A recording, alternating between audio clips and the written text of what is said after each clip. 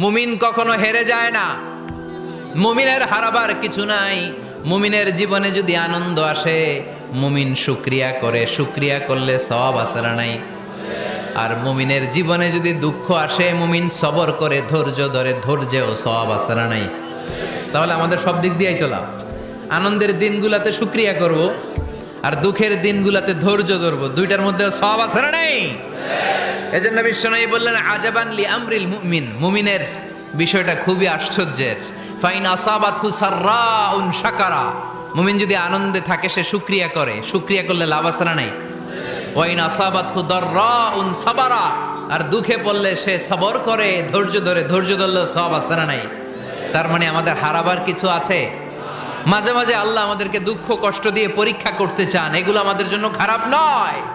এই দুঃখ কষ্ট বিপদ আমাদের কোমরকে সোজা করে, আমাদের পায়ের